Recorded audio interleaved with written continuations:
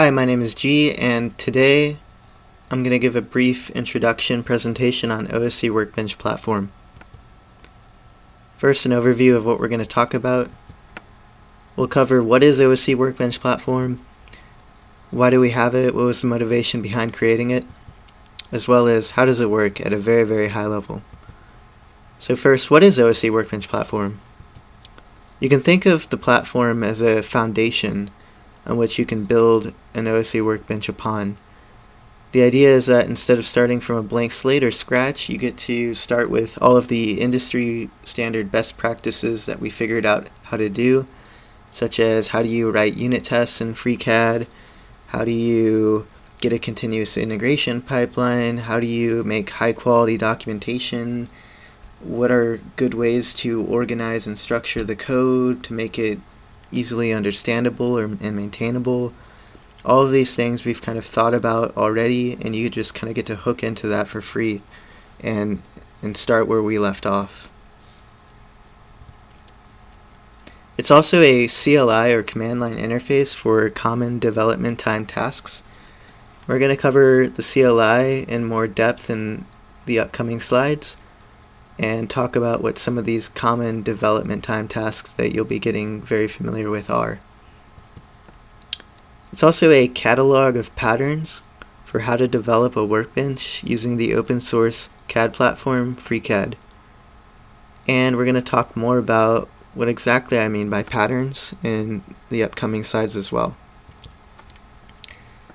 So now I want to make a very, very clear distinction between a dev dependency and a quote-unquote regular dependency. Most people are already familiar with the idea of a dependency in software, so a dependency is just the idea of some piece of code, software, or library that your piece of code depends upon. That's a regular dependency. Now, a dev dependency is some kind of piece of code, library, or software that your code depends upon, but only during development time. That's a dev dependency. And I want to make a very clear point that OSE Workbench Platform is a dev dependency of a workbench. That means that whenever users use a workbench, they don't need OSE Workbench Platform. You only need OSE Workbench Platform when you're developing a workbench or when you're contributing code to one. So now we're going to talk more about the CLI, and when you install OSE Workbench Platform, which I'll cover in a future video, you'll get access to the OSE WB or OSE Workbench command.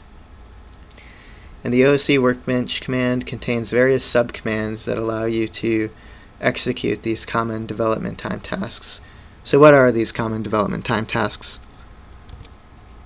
So you can run all the unit tests for a workbench using the OSE Workbench test command. You can lint the code for a workbench using the OSE Workbench lint command. If you're not familiar with the idea of linting allows you to ensure that the code in a workbench follows a certain style guide and is consistently formatted. It can also detect problems or find potential bugs ahead of time, so it's a very good practice to do. The OSE Workbench Docs command allows us to build very high quality documentation in a consistent way.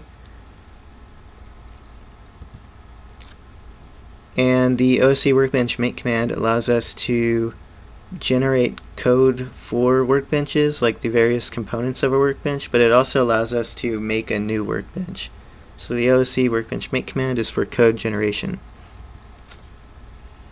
Those were the main commands that you'll be running, and there are a couple more that you can familiarize yourself by using the -h or the help flag. And you can also pass the -h or help flag to the various subcommands, such as the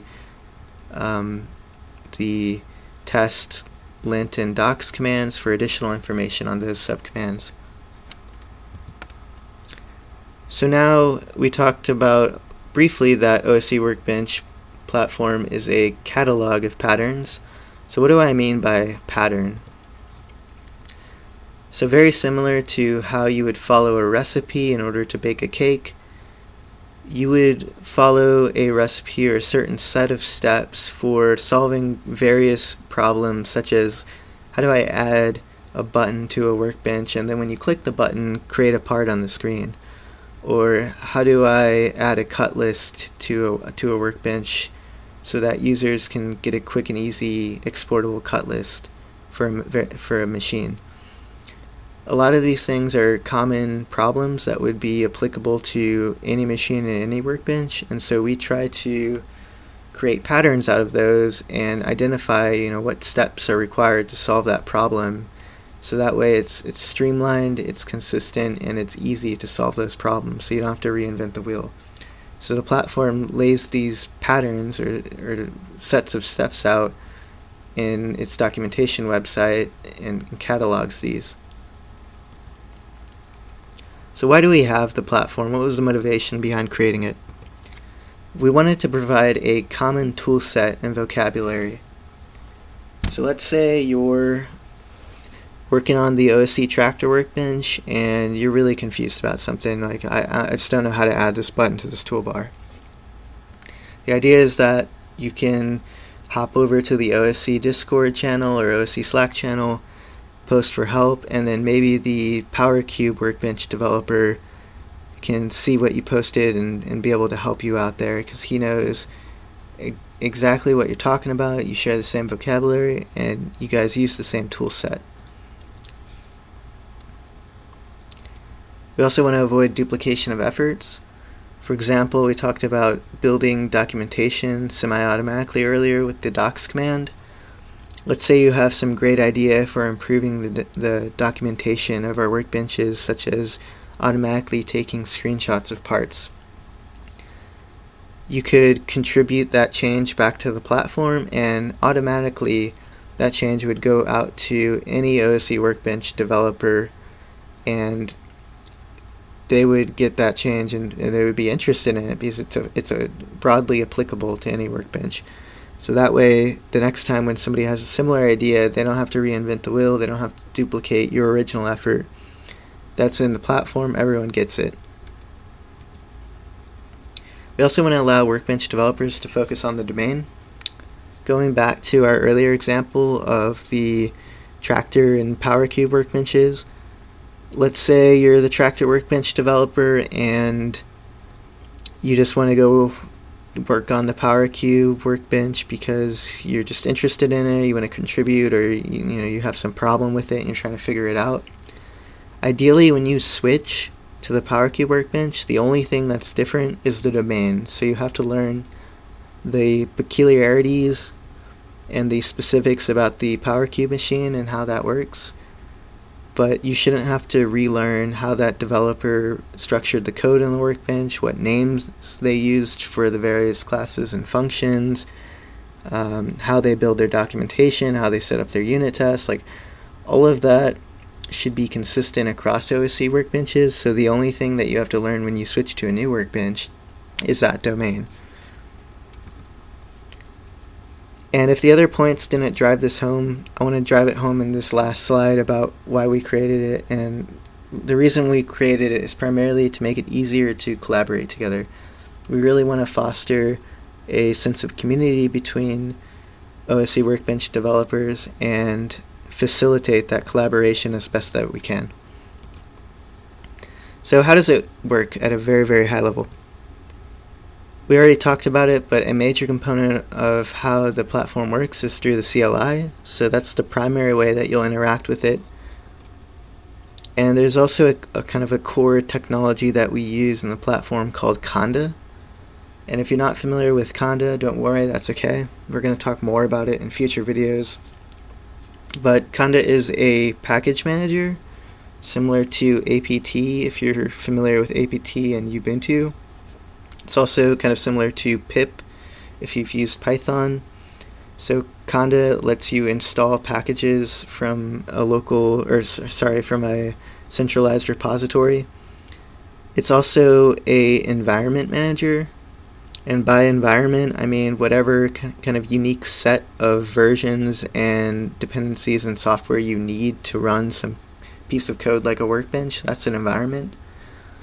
And so Conda allows you, as an environment manager, to create reproducible environments. So you can create reproducible local development environments in the case of multiple workbench developers working on something together, or you can create the same exact environment that you used to develop a workbench. You can recreate that on a remote server somewhere. So that's really important, and that helps prevent issues between environment or version discrepancies, such as like, oh, there's a bug in like Python 3.8 and you didn't realize it because you're using Python 3.7 or something like that, using different versions of FreeCAD or whatever.